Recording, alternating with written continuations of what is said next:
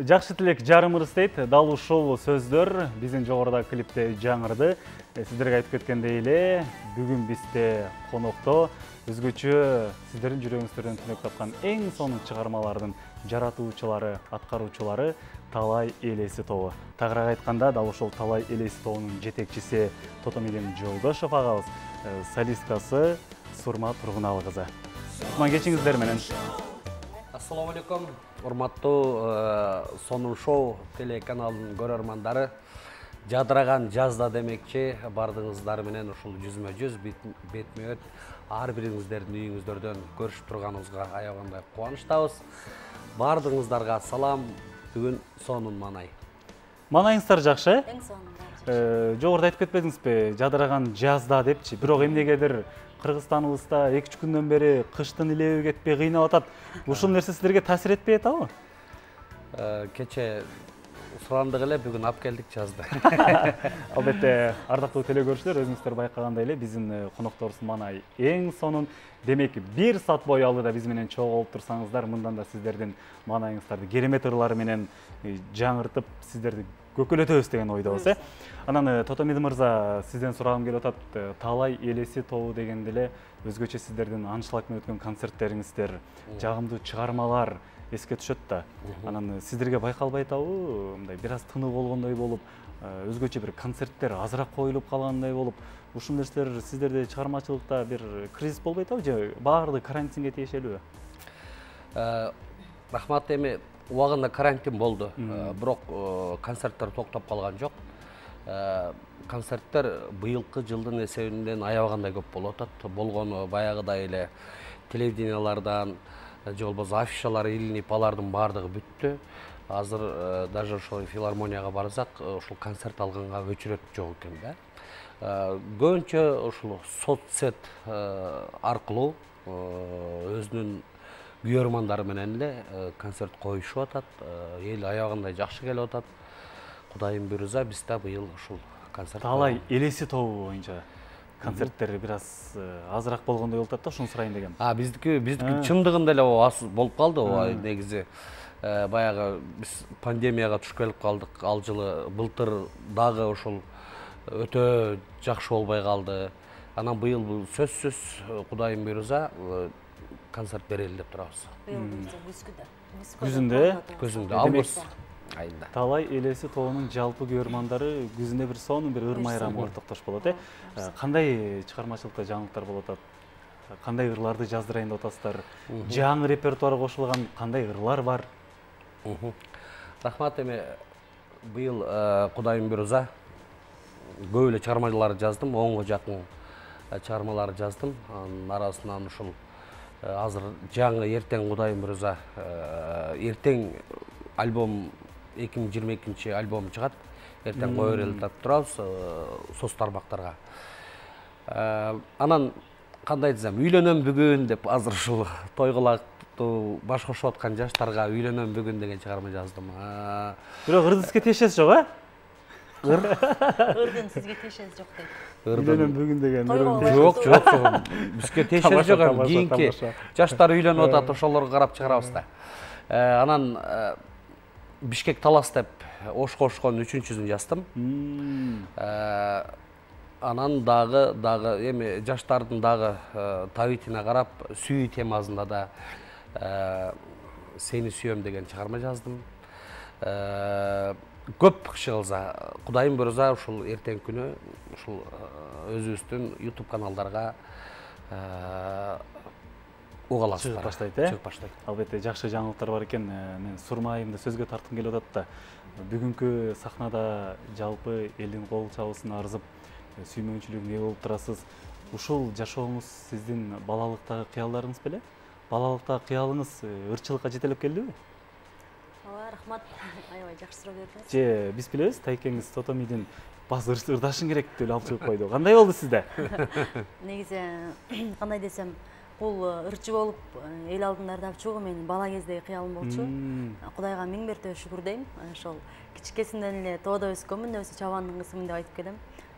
Тоодо, жайлоодо тоого чыкканда ошол таштын үстүнө чыгып алып ырдап кыялданып, сахна кылып өзүмдү өзүм сахнага чакырып ушундай балалык сезим менен жакшы күндөр өткөндө көрсө эле ошол жаштын тилегин берет дейт экен. Кудайым буйруп, ошол кыялдарым акырындан орундалып, элдин артында эмес, алдында эмес, ортосунда келатабыз, кыбырап. Анан Тайкемдагы салымы жок деп айта албайм, Тайкемдагы салымы бар. Бул группага мен 2015-жылы солист болуп келдим. Ким тараптан сунуш болгон ошондо? Тайкем жактан сунуш болгон. Биз ошол талай группанын талай элестөөнүн эскерүү концертин коюп, өзүбүздүн туулган жерге, Чаткалга барганбыз. Анан ошол жака барып келбейсиңби деп сунуш киргизип, ал жактан келгенден кийин анан сени группама солистка кылып алайын деп сүйлөшүп калдык. Жакшы ырдаган байкап калдым да деди. Ошондо ошол купулуна толдум окшойт балким ырдаганым. Ошол 2015-тен бери Тайкем сунушу менен ырдап, группанын солистка болуп келдим. Көпчүлүк учурда ушул кыздарга, айымдарга бизде түшүнүк бар да. Ай, артист болуп эмне кыласың депчи. Ошол сыяктуу сизде болду үйдөгүлөр? Үйдөгүлөр чынын айтканда андайлар болбой койбойт, болот. Аял киши үчүн негизи үй менен чыгармачылыкты чогулуп кетүү аябай оор деп билем. Анан болбой эле менин апам колдойт. Бул нерсе тай жагыман дагы, атам жагынан дагы келген талант деп билем. Анан эне деген баласы үчүн баардык нерсеге дайын турат эмеспи? Ар дайым эле апамдын колдосу болуп, апам өз колу менен артист көнөктөр тигип берген да күндөр болгон.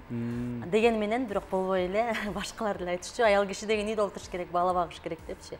Бирок чыгармачылыкка ырга болгон көксөгүң бийик болсо, ал нерсеге деле карабайт экенсиң деп. Тотамин мырза, дал ушул сөздөрдөн кийин сизден сурагым келип атат да, дал ушул талай элеси тобуна солисттерди кабыл алууда кандай талаптарыңыз бар? Келечеги кандай болот топтун?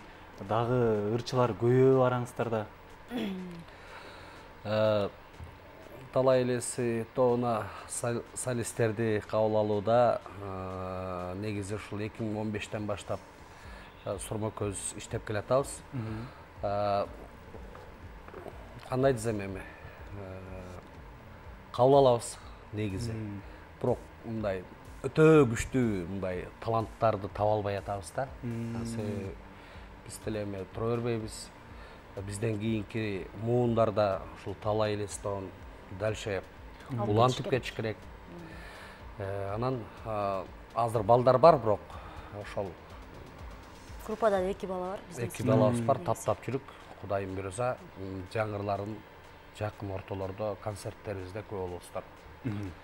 Анан негизи жогоруда сурмайым, бир аз болсо дагы баарыбыз бир балалыкка жетелеп, тоо ташка чыгып ырдап, өзүн ырчы катары чакырган күндөрүн эске салбадыбы? Ошону улам сизден сурагым келип атат да. Бир эскерүүңүздө тайенем мени чоң торпок деп айтчу деген сөзүңүз бар экен да? Негиз жок эме. Апам. Апаңызбы? Чоң апаңыз, Ошол сөз эмнеден улам чыккан? Анан балалыкты сагынган күндөр ар бирисинин жүрөгүбүздө бар. Балалыгыңыз кандай өттү сиздин? Негизи мени чоң айтканда ошол чоң энем чоң айткан да, чоң энем. Ошонун колунда чогойдум. Негизи башкача көрүп ошол балдарынан мени бөлүп алып, экөөбүздүн отдельно бир эски үйүбүз бар болчу кичинекейинде. Билем да, жалпак үй болчу. Ошокто чоңоюп, мисалы кемпирлер көбүнчө баягы айылдан келсе, кешиктерин алып келип, мага өзүнчө жегизип, неберелерине кошуп дагы жегизип ушундай бир башкача көрчү да. Анан чоң торпок деген себеби мен ушул энемди чынын айтсам 2 класска чейин эмдим да. 2 класска чейин. Эл жок да бирок.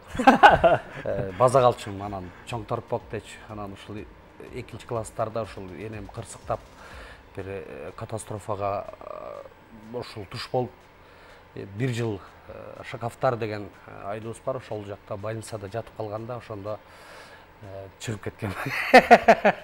Ошондон улам чоң торпок деген болбой калган дейсиз. Албетте. Докторбай дечи.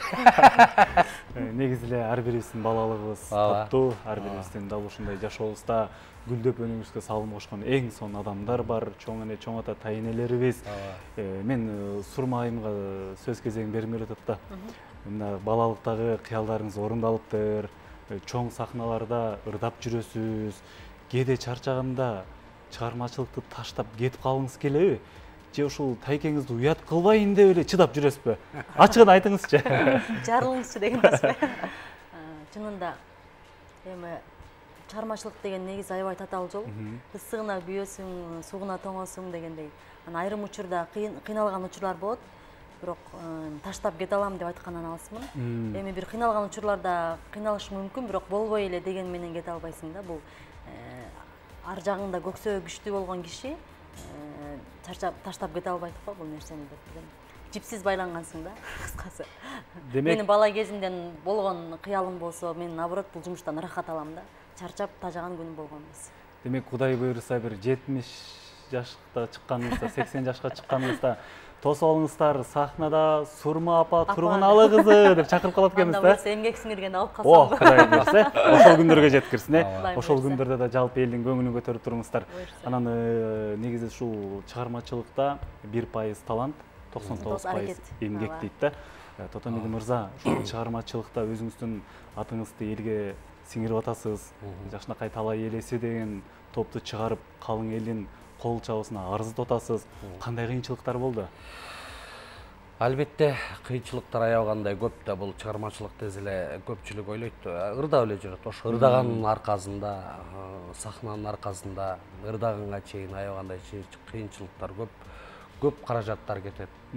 Ошонун баарын таап, ошол каражатты салып, анан ырларың элге жактырып, анан кийин баягы рахаттарын көрүп баштайсың да.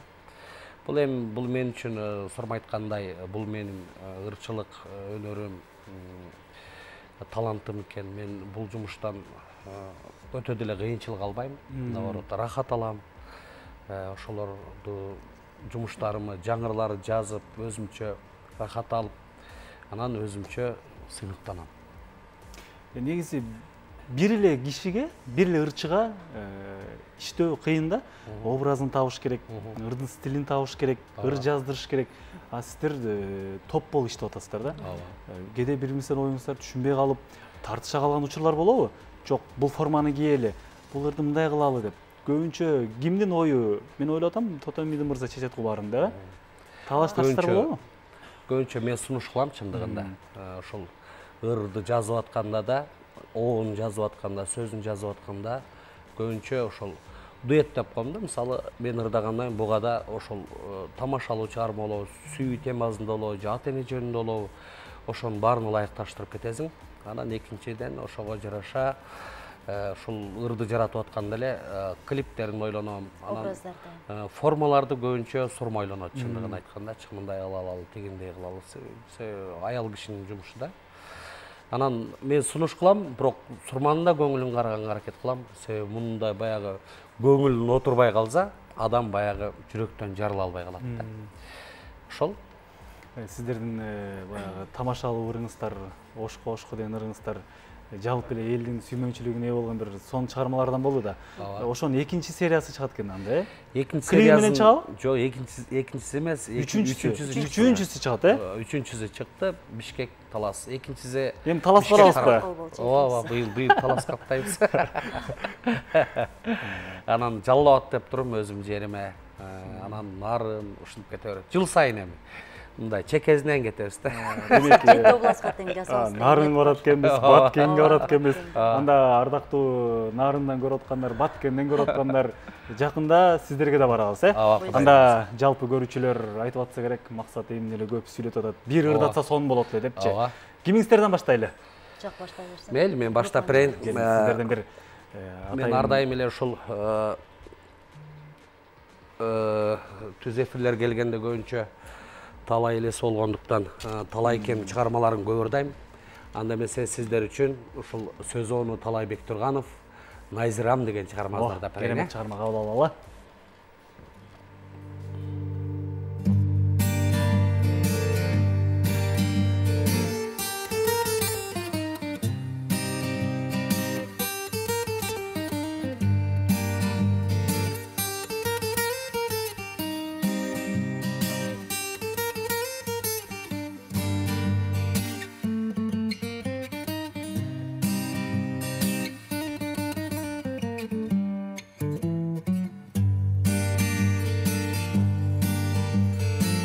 Тартынбай мени карачы, колум солуп колум кармачы. Түбөлүктүү болуп мен менен көт кыйнабай менин санамды, көт кыйнабай менин санамды.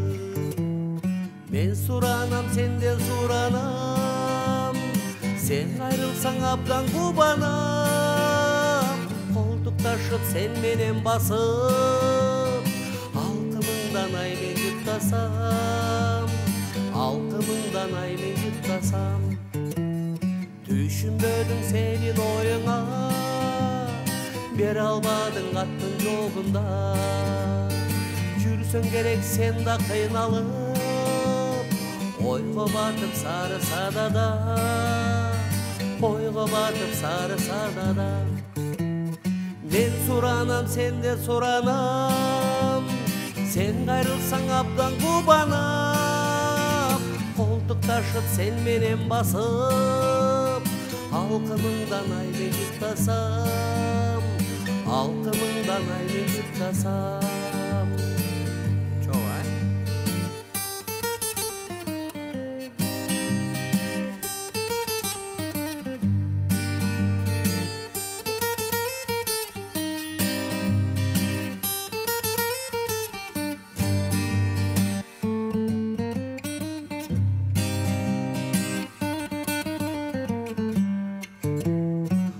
Менин сүйгөнүм Назира, жүрөгүмдө жалгыз сен гана.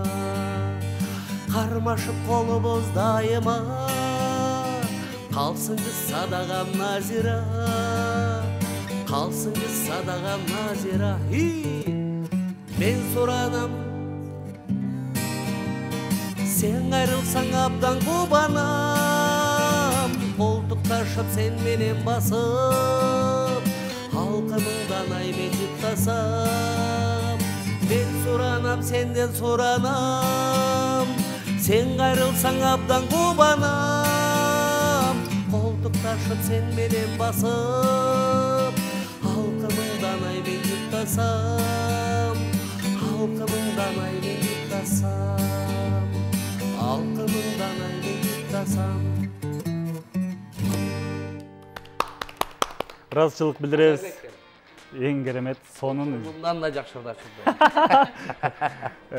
Жалпы телекөрүүчүлөрүбүздүн кечки манайына бир манай коштуңуз, ыраазычылык билдиребиз. Рахмат. Урматтуу телекөрүүчүлөр, жагымдуу чыгарма, эң сонун клип бар. Андан кийин биз маегибизди улантабыз. КТРК музыкадан алыстабаңыздар. Анда Данияр Эрматов, Гүлназ Чыныбек кызы Алло.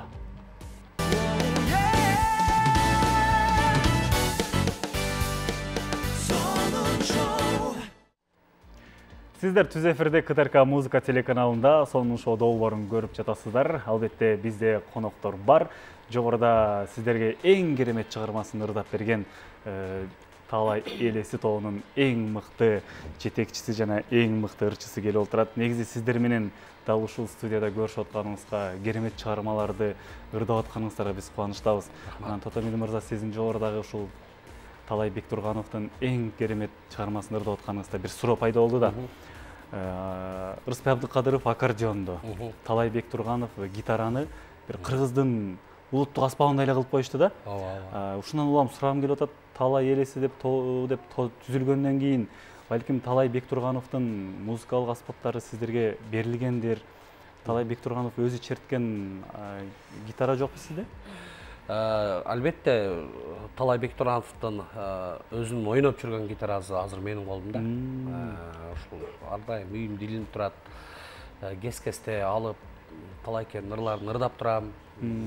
Гитара менен да кээде ушул жакшы оондор жазам. Жакшы гитара негизи. Достор айтып калат, ушул бүт өзүнүн чыгармалары ушул гитарасы менен жазылган экен. Демек ал сизге таберик белек, э? Ооба. Бар болуңуз. Мен сурмайымга кайрылгым келип атат да. Негизи эле көпчүлүк учурда, мисалы жеке мен деле экөөңүздөр жаңырдап баштаганда, жубайлар турбайбы? Тотомилдин агабыздын жубай ушул турбайбы деген бир ойлор жаралып, анан кийин сиздер жакындан танып баштагандан кийин Тайке жен экениңиздерди билип, деп калганбыз да. Ушул сыяктуу мындай ар кандай элдин арасында сөздөр жүрөт, белгилүү атактууларды сөз ээрчит дегендей, ушундай сөздөр болгондо чычалып кетпейсизби? чычалап ыйлайбы деп койсун. Жок, негизи бизге эң эле көп берилген суроо ушул. Себеби эми эл деген айтып берет экен. Буга себеп биздин дуятырдагандагы жубай болуп жүргөн дагы байке эжелерибиз бар. Ошолордой ойлоп эле, булар да жубай окшойт деп ойлошот, бирок андай эмес. Биз жашоодо тайке эжемиз деп ар дайым айтып келебиз. Тууганчылыкта жайыбыз бар. Эми эл оозунда элек жок экен, айта беришет экен.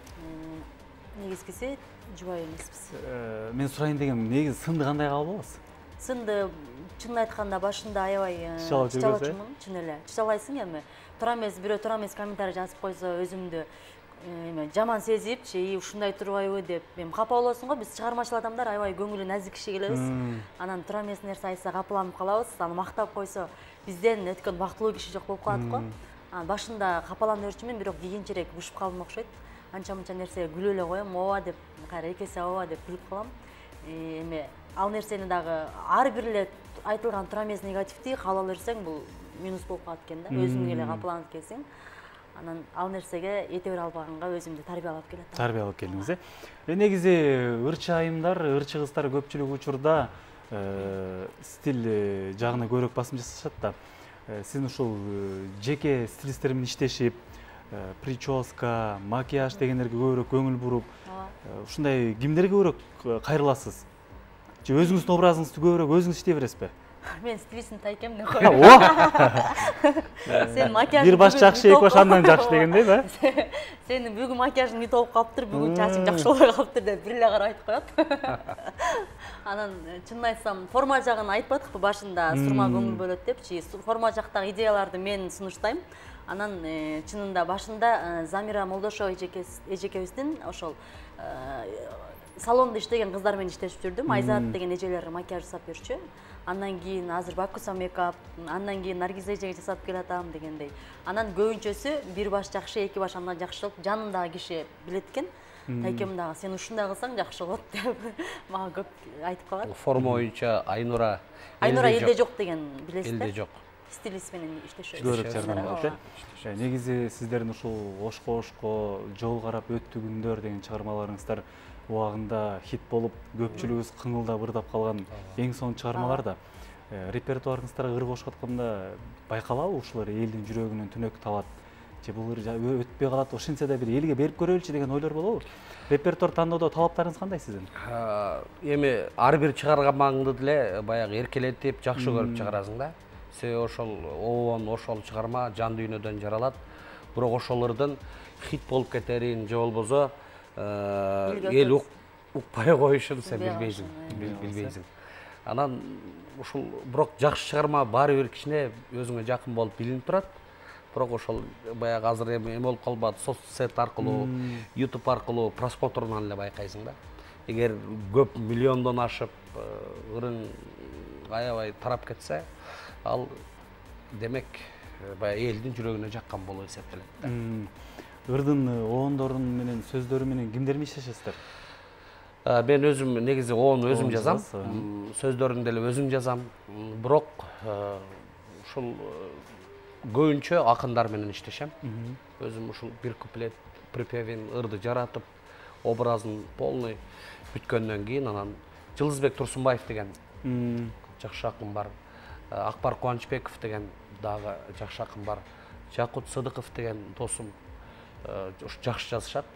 Анан ошолор менен ырдын калганын берип, алар сөзүн баш аягына бүтүп беришет. Анан экөөбүз дагы репетиция кылабыз, даярданып көрөбүз, ал жагынан алып көрөбүз, бул жагынан алып көрүп туруп, анан кийин студияга барып записка берип, анан элге чыгат. Эл намына чыгат, Анда сурмайым, сиз да бир керемет ырлардан жан дүйнө менен, комуздун коштоосу менен жалпы теле көрүүчүлөрүбүздүн бир жан дүйнөсүнө музыкалык бир эрби тартып алайлы. Келиңиз. Жакшы болот.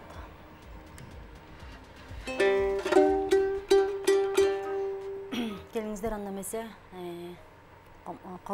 комузумду алып, сөзү Жипар Айсебаева, ал эми ону Каникей Эралиева эженин калемине таандык болгон Сүйөрү деген чыгарманы дагы берет. Кереметтер, кеттик. Кабыл алып калыңыздар,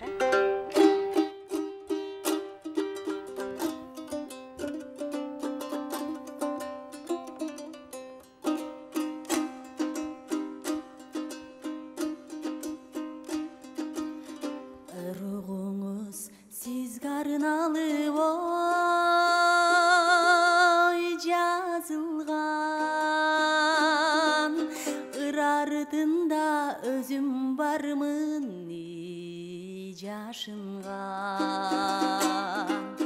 гүл жытанып бал татыған үлбіріп бал татыған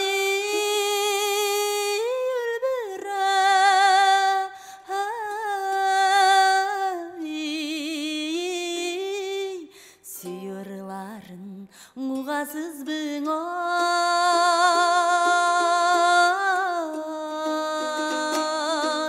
ay asıl can suyurların muğasızbın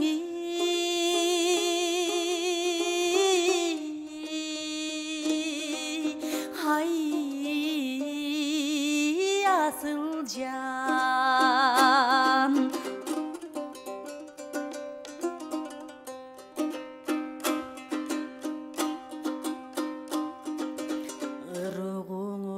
biraz to'xtoy Ağatay qulluğu jo'q qudum bayoň baladay bul dünöde bolgon üçün mahabat bolgon üçün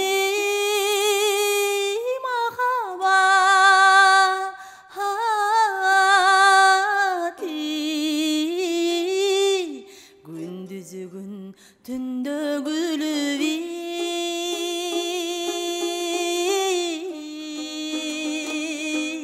hay canada ırığınız siz garın alıp oy жазылған ыр артында özüm barmın жашынған гүл жытанып бал татыған үлбіріп бал татыған үлбіріп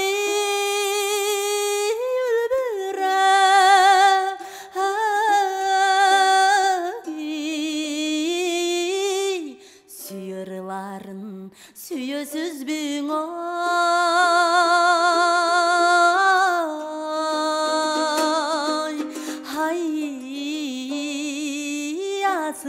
can suyurların muğasızbın oy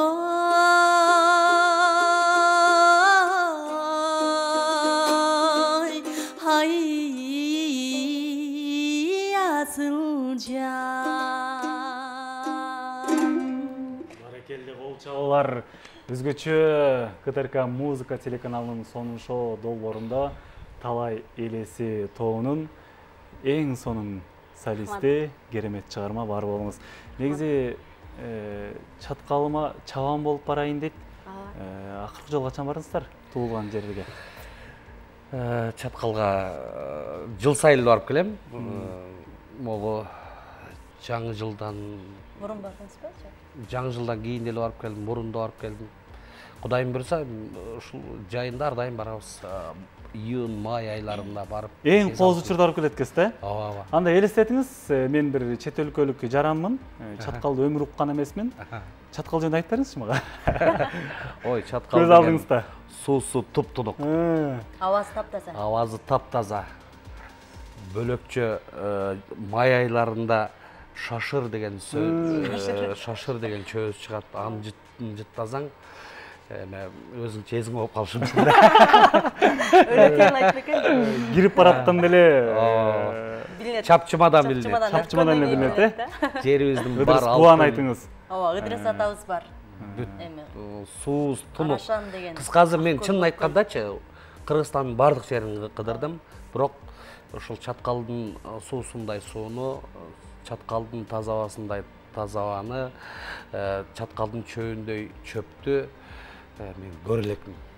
Тууган жердин топурагы алтын дейт го. Сиз айтып берип атсаңыз, баарыбыз бир жайды сагынып, өзгөчө болду окшойт. Негизи мен сиздерге бир чыгармачылыкка тиешеси жок суроо бергим келип атат да. Ооба. Сиздердин оюңуздарда жашоодо эркек киши акылдуубу же аял киши акылдуубу? Сиздин оюңузча? Менин оюмча эркек киши акылдуу. Эркек киши акылдуу. Сиздин оюңузчачы? Аял киши акылдуу. Аял киши акылдуу. Мына урматтуу эле көрүүчүлөр, талай элеси тобу Тотомидин агабыз эркек киши акылдуу деп атат. Сурмайым болсо аял киши акылдуу деп атат. Себеби айтып коет го, жана моюн кайсыл жакка бурса, башы ошол жакка ошол жакты карайт. Азыр көрөбүз. Негизи эркек киши акылдуу же аял киши акылдуу сиздер менен чогуу аныктап көрөбүз. Тагыраак айтканда азыр экранга белгилүү адамдардын сүрөттөрү чыгат. Биринчи Тотомиди мырза сиз табасыз. Сурмайым сиз экинчи сүрөт ким экенин аныктайсыз. Анда биринчи экранга көз салалы. Ким акылдуу экен байкайсыз. Байкайбыз азыр. Ким бул Тотомиди мырза? Бул дүйнөлүк актер, белгилүү актер.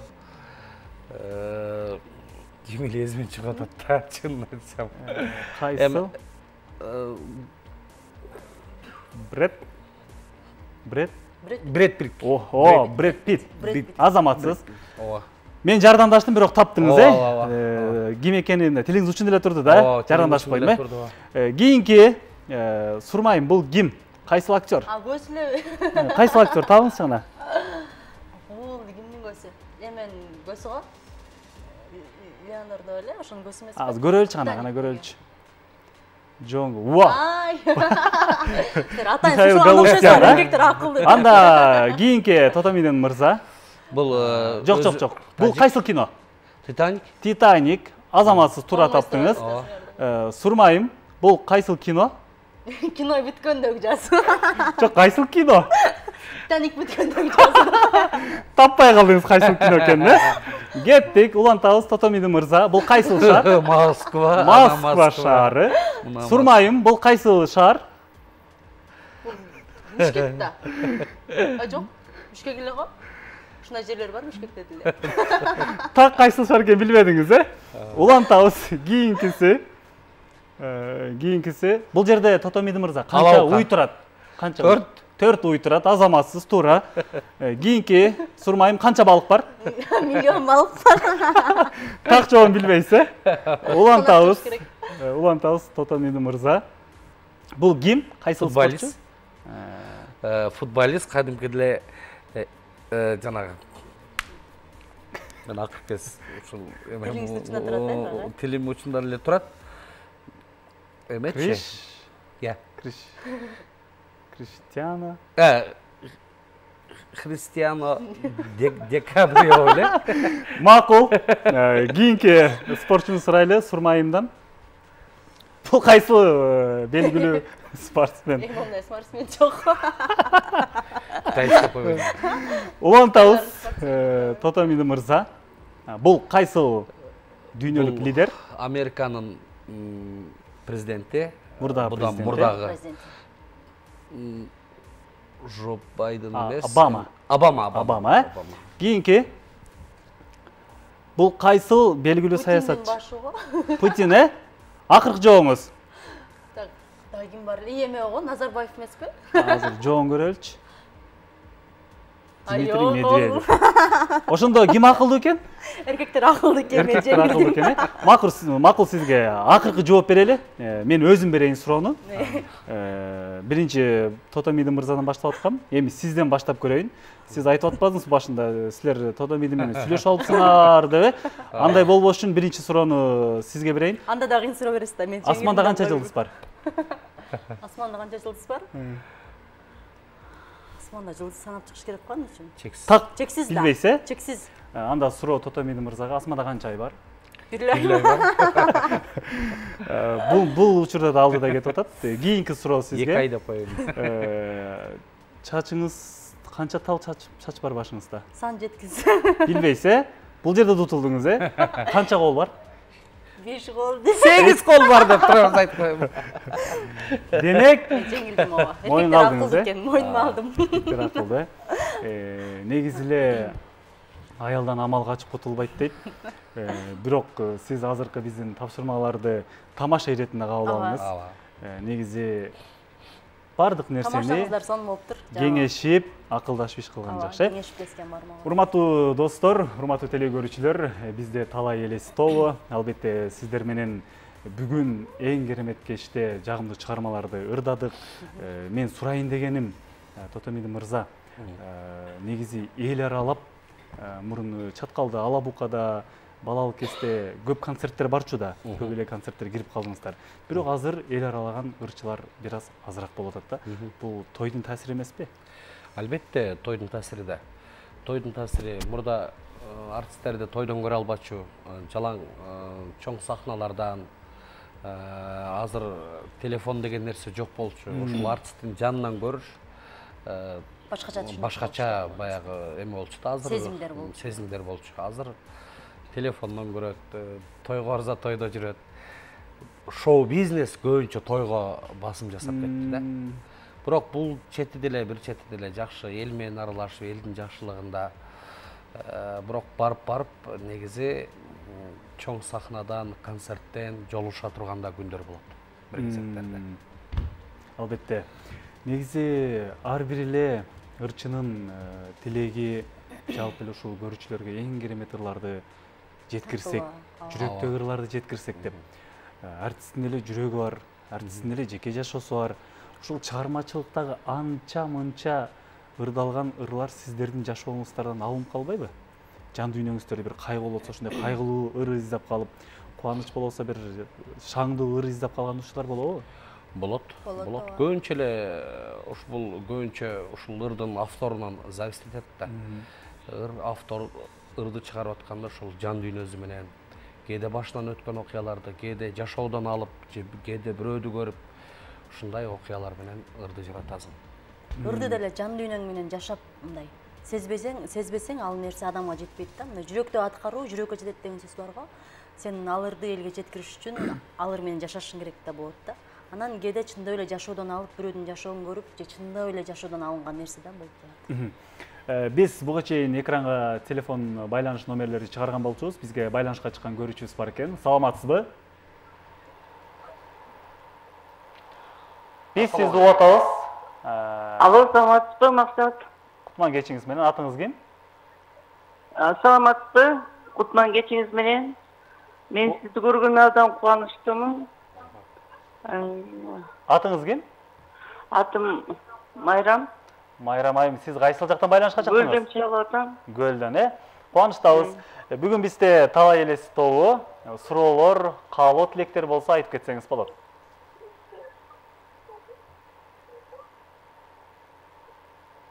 Бул топту абдан сыйлайбыз. Мен азыр кошулуп калдым. Бул Сурманын ырын уктум. Ушунчалык жакшы ырдады. Мен бул топко ийгилик каалайм. Анан мен Максат Даврановдун күйөрманымын деп айтсам болот. Мен сиздерге ийгилик каалайм. Максаттын ушул каналда иштегенине ийгилик каалайм. Чоң рахмат, ыраазычылык билдиребиз. Демек, Гөлгө концерт коюп барсак болчу да экен, Кудай буйрса. Сен алып барышың керек. Негизи эле гастролдоп калдык да. Гастроль учурда бир кызыктуу учурлар болот да. Биз деле ушул ырчылар менен көп эле жолу Кыргызстан түрө кыдырып гастролго чыкканбыз, ач калганбыз, ток калганбыз. Негизи айтылат, артисттин бир көргөнүн хан көрөт, бир көргөнүн ошол көрөт дейт да. Анын сыңарындай гастролдогу бир кызыктуу учурларын эстеп өтпөйлүбү? Биз айтып коелучубуз, акыркы концертте көбүнчө жашыл концерт деп койчубуз да. Ушундай кызыктуу учурлардан эстеп кетпейлиби? Кызыктуу учурлар кандай? Кызыктуу учурлар көп эле болот, негизи эсимде калбайт да. Бир жолу биз мурдагы группабыз Молдалы, Сардарбек дагы мен үчөөбүз ушул Ош жакка концерт коюп баратабыз, анан кийин маназ айтып баратабыз. Эми убакыт өткүш керек да, ал убакта УАЗдар менен чыгып, УАЗ деген машинабыз бар болчу. Аркасына эме болуп анан манас болуптур деп эле анан бодош баштады. Анан Сардарбек айтып кетип атат. Тиягынан карасак кыркырлардын тоолору суулар агып шаркырап деп ал айтып кетип атат. Мага келди. Мага келгенде түнөлгө кирип кетип атпайлы, түнөлгечи. Komşulup karаңғы деп эле баягы караңгы жөнүндө кошуп кеткем да. Айран ауыз караңгы деп аябай күлгөнбүз ушу баягы түн эле кирип кеткенгечи. Капкараңгы болуп калса мага келет. Эми бүт баардыгы көрүп айтып атат да, тооду көрүп, сууларды көрүп, машиналарды көрүп. Сиз таппай калдыңыз. Анан кийин мага келгенде эле эй деп баштаганда эле түн эле кирип кетсем, комшулуп караңгы деп эле мен баштап эсте калган. Бизде чалуу бар экен, кийинки көрүүчүбүздү кабыл алалы. Саламатсызбы кутман кечиңиз менен? Биз сизди угуп атабыз.